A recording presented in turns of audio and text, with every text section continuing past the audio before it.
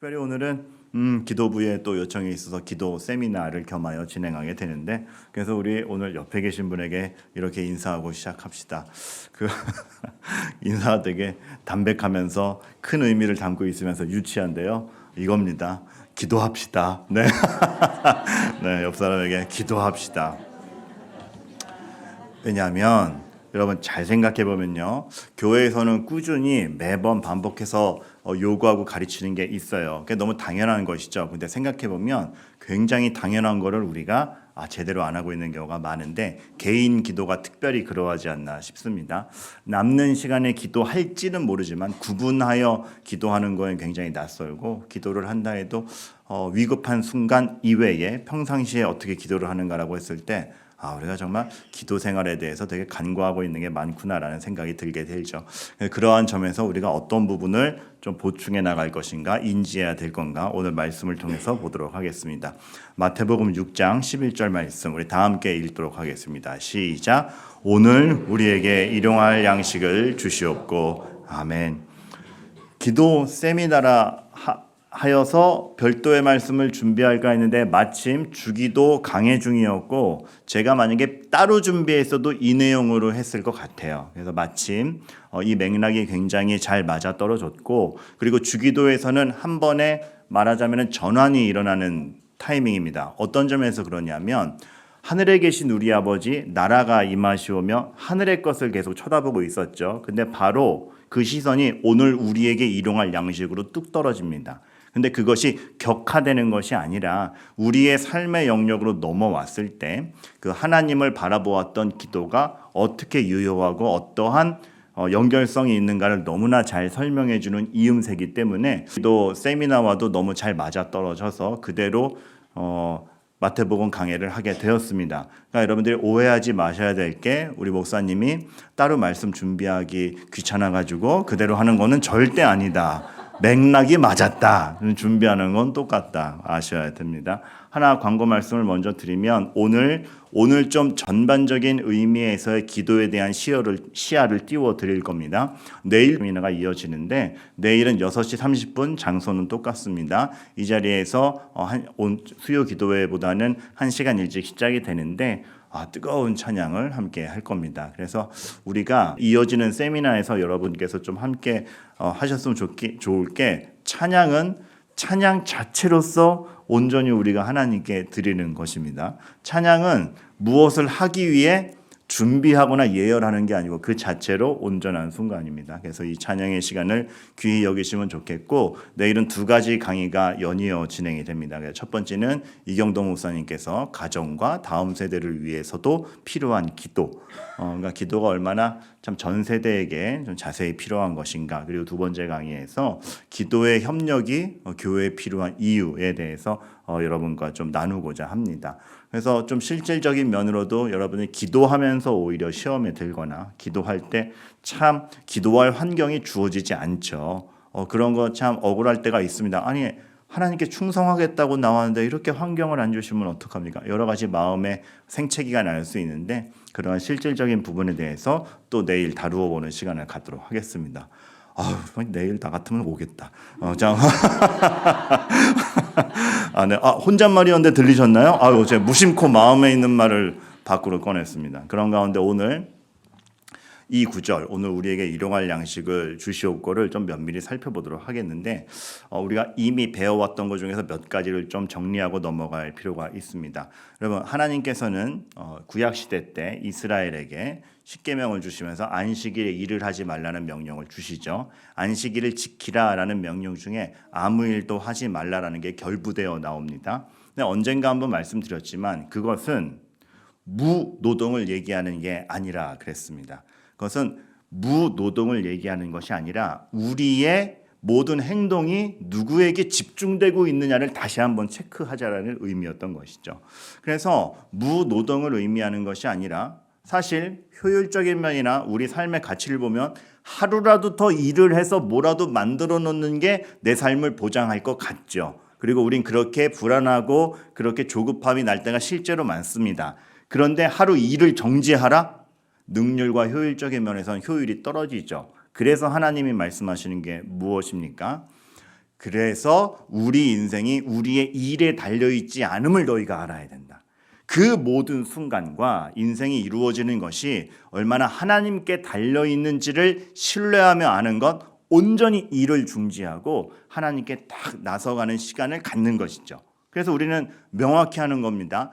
무노동이 문제가 아니라 우리 인생이 하나님께 달려 있구나에 대한 확신, 믿음을 분명히 하면서 하나님과의 관계성을 다시 한번 맺어가는 것이죠. 그러면서 이게 우리에 대한 하나님의 배려이기도 합니다. 이러한 어떤 하나님의 원칙과 배려와 명령이 없었다라면 아마 우리는 일에 함몰됐을 겁니다. 그것이 일에 중독이 되어서 내 인생은 내가 책임지겠다라는 자신감과 오만에 의해서든 뭐에 의해서든 우린 일에 함몰될 것입니다.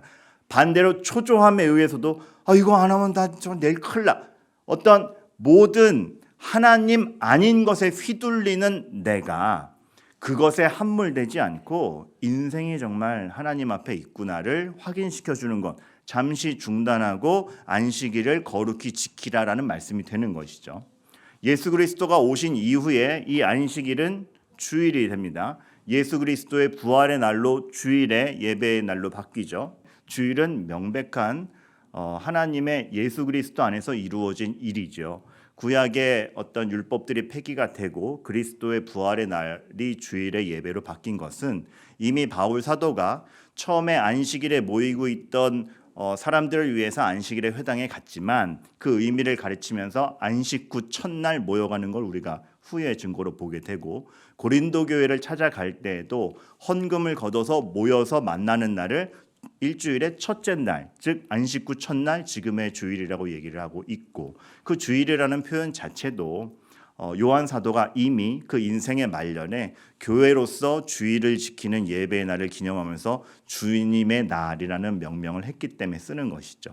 그리고 역사적 기록으로도 그 사도들로 말미암아서 교회가 세워진 것에 이미 주일에 예배드리고 있음에 대한 그 명백한 근거와 신앙의 표지를 사도 이후 속사도들이 기록으로 남기고 교회의 전통이 되어 있었지 그것이 성경적 근거가 없거나 사람들이 임의로 만들어낸 것이 아님을 다시 한번 여러분께 또 알려드립니다. 왜냐하면 우리가 어떤 경우에는 이런 좀 논리적인 연계성과 근거를 모르다 보니 당황하거나 그게 아닌 게 아니었어 이렇게 당황할 때가 있습니다. 사실 이런 부분에 대해서는 이런 이론적 기초에 대해서는 이제 앞으로 신앙 강좌를 통해서 알려드릴 건데 지금 이왕 말이 안식일과 주일이란 말이 같이 나온 김에 잠깐 설명을 드렸습니다. 안식일의 의미와 마찬가지로 그리스도를 중심으로 이 주일의 날이 되었을 때 주일도 참 우리에게 상징하는 바가 크죠. 한 주의 시작을 주일로 한다. 예수 그리스도의 부활의 날을 기념하는 그 예배 날로 시작을 한다라는 것이 우리의 인생 자체가 십자가를 토대로 시작한다라는 것을 너무나 여실히 보여주는 것이죠. 여러분, 우리의 신앙이라는 것은 이렇게 누구를 근거로 하는가, 무엇이 우리의 시작이요 근거가 되는가를 너무나 뚜렷이하고 있음을 여러분들이 함께 보아가셔야 됩니다. 그리고 그것이 정말 내가 오늘 하루 먹고 사는 문제에 있어서도 이 먹고 사는 문제가 내 손에 달려있지 않고 하나님께 달려있음을 표상하는 것이 일용할 양식을 달라는 하나님 앞에서의 간구인 거죠. 기도는 내 인생의 승부가 나에게 달려있지 않음을 표상하는 너무나 고귀한 성도만이 할 수 있는 실제적인 표현임을 여러분들이 아셔야 됩니다.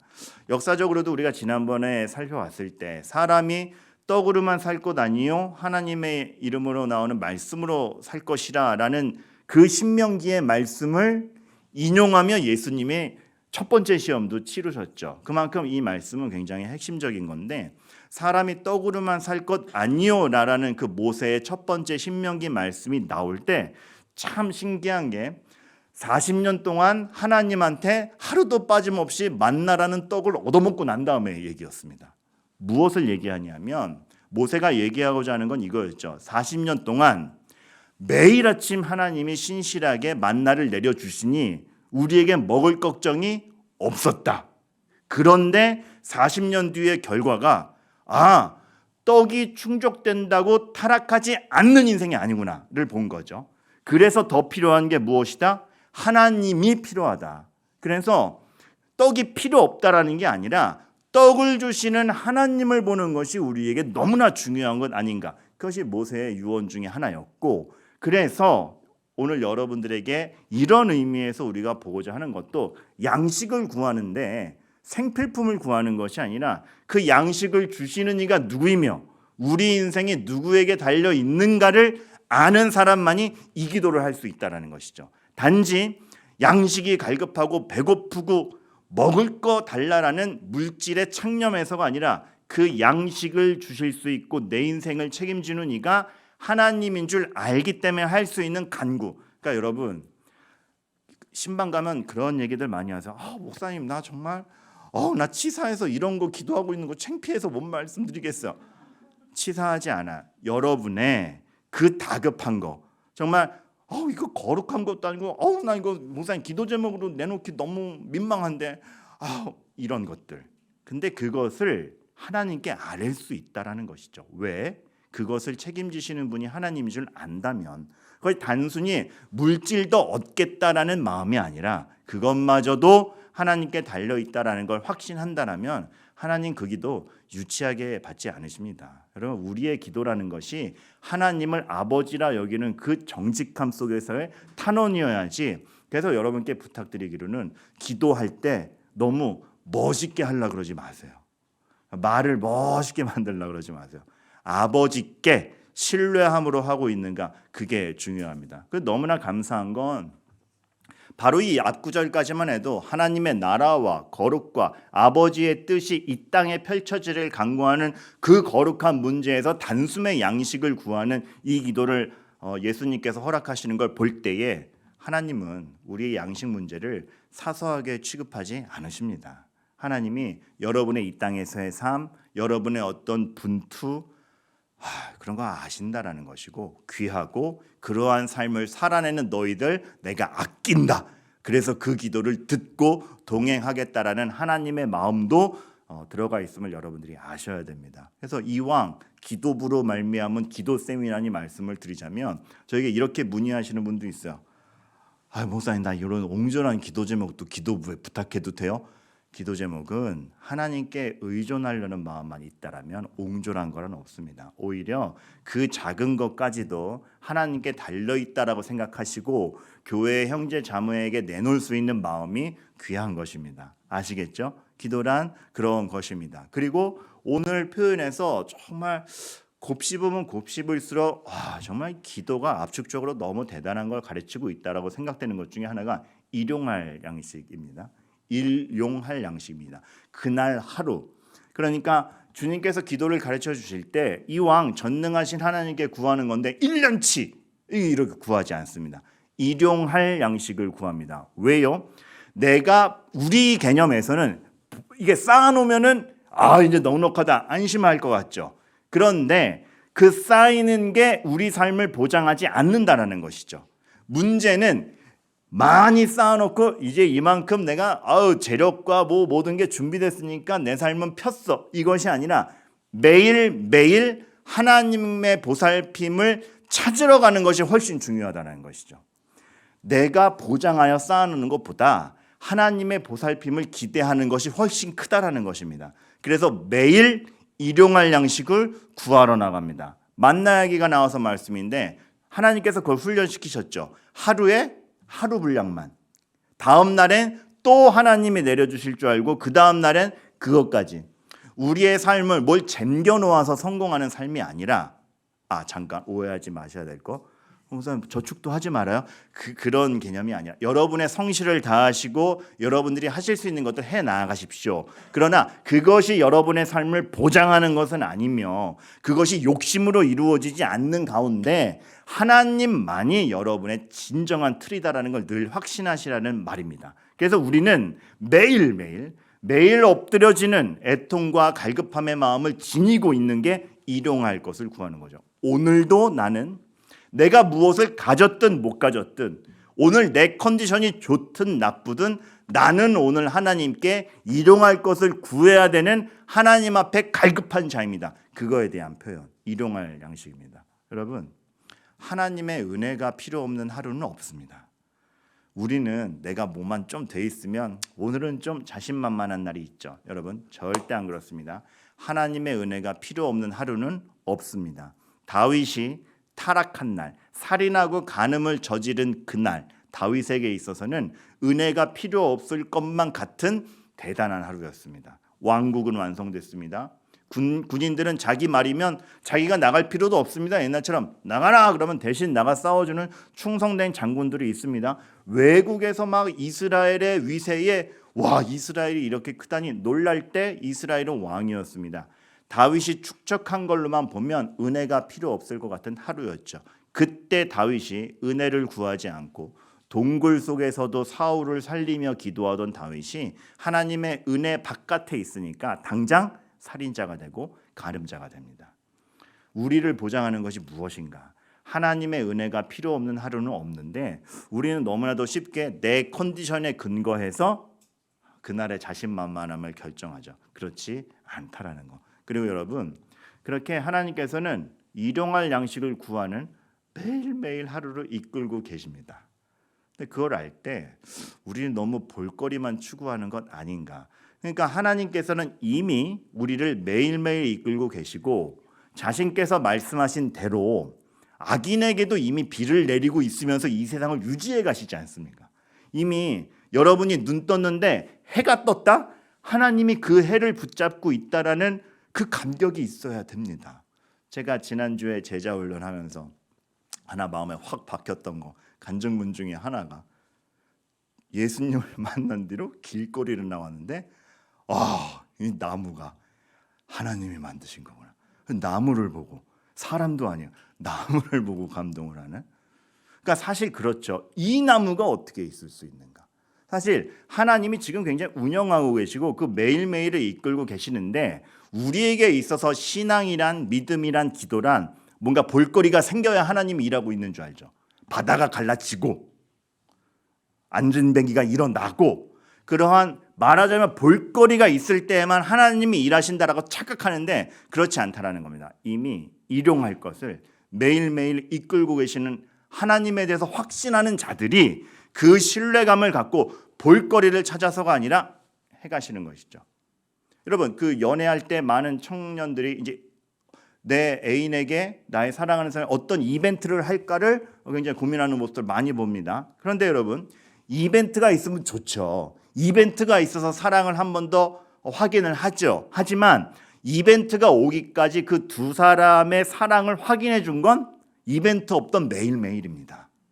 우리가 가끔 집에서 외식도 하죠. 하지만 외식하러 가기까지 그 가정의 건강을 책임지고 그 아이가 자라나도록 한 거는 매일 먹었던 밥과 김치입니다.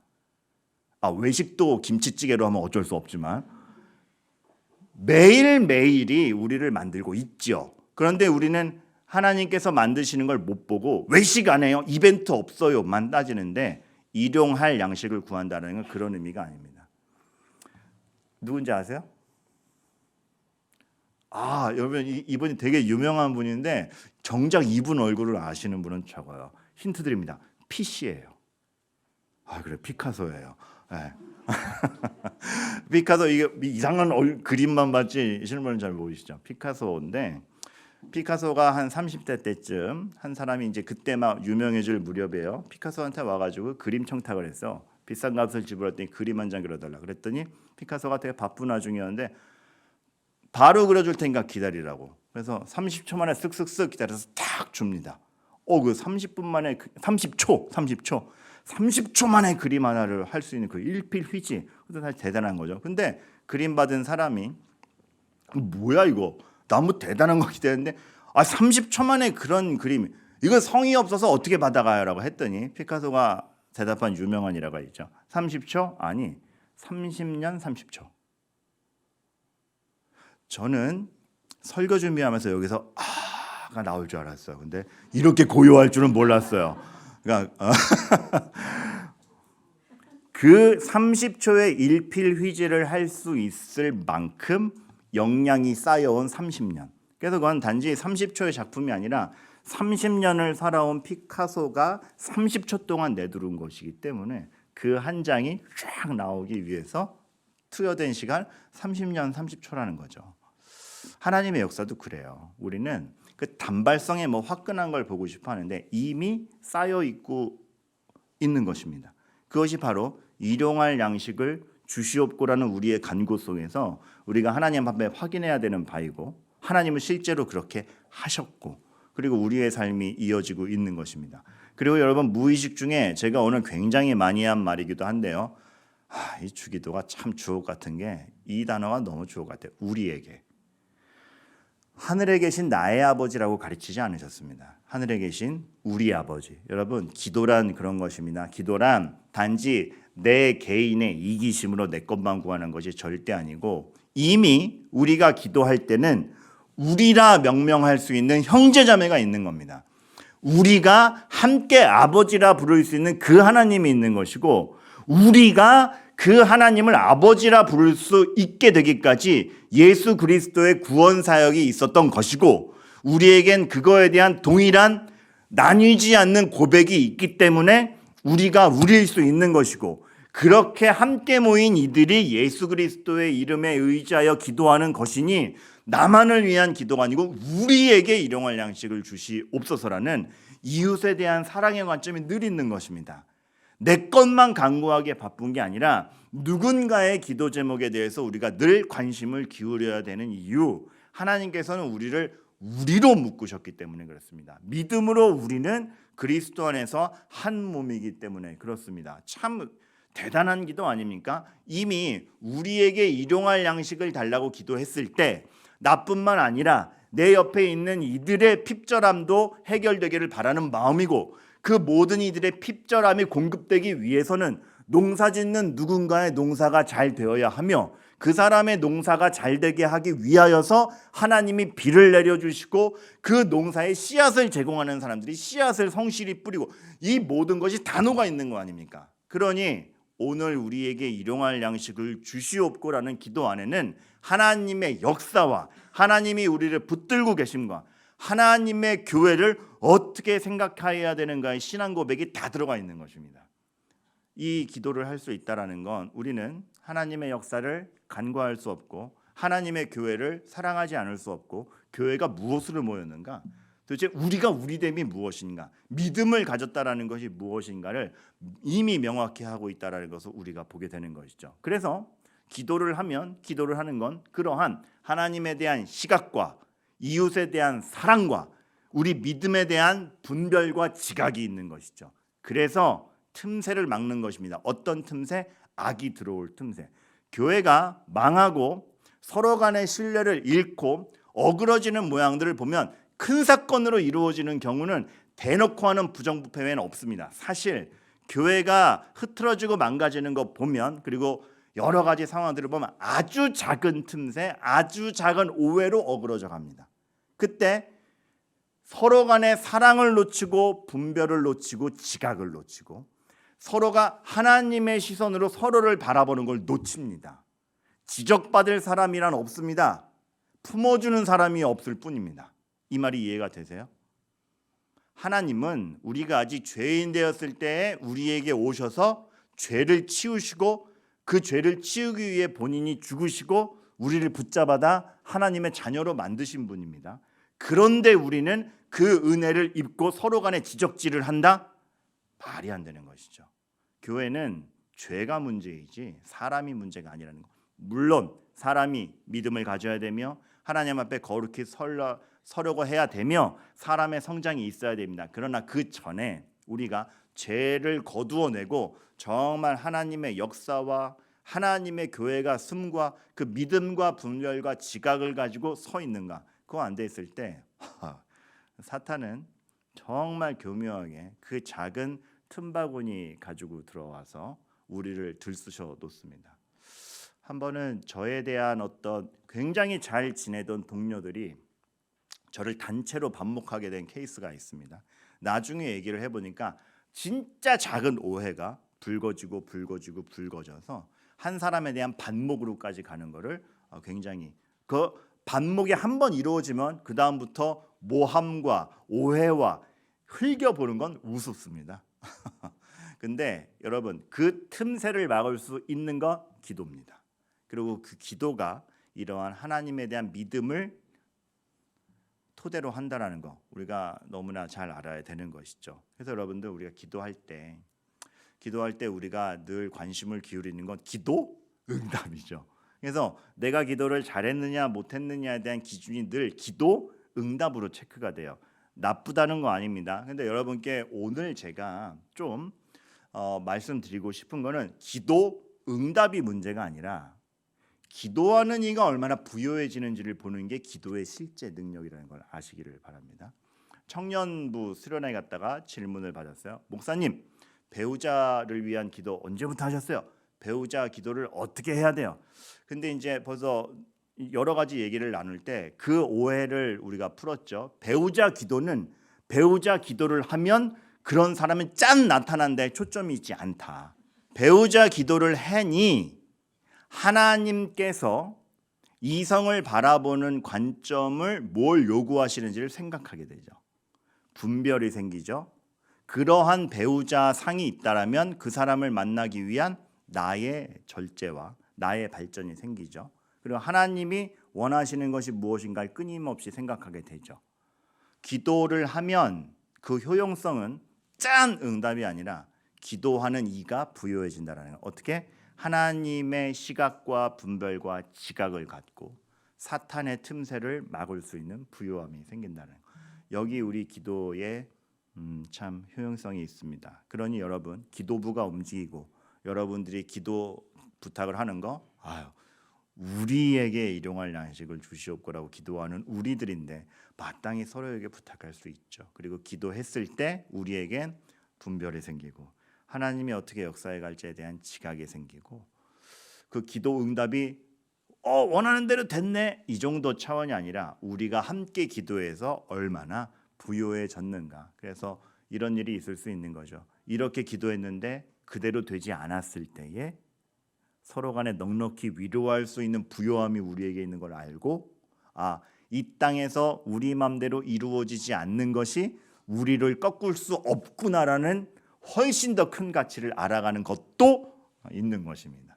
그것이 함께 기도해가는 위력이라고 할 수 있는 것이고 오늘 6장 11절에서 우리에게 일용할 양식을 주시옵고에서 펼쳐지는 말씀인 것입니다. 여러분 기도란 너무 부요한 것이고 행복한 것이고 여러분들을 정말 하늘로 이끄는 것이면서도 땅에 발을 디디는 것에 대해서 담대하게 하는 것이고 하나님이 누구인지에 대한 분별과 내 이웃을 어떻게 바라봐야 되는지에 대한 조망과 이 땅에서 사탄의 공략에 어떻게 맞서야 되는지를 견고히 다지는 모든 것이 기도 속에 있음을 알고 여러분께서 기도의 자리로 나아가시기를 바라겠습니다.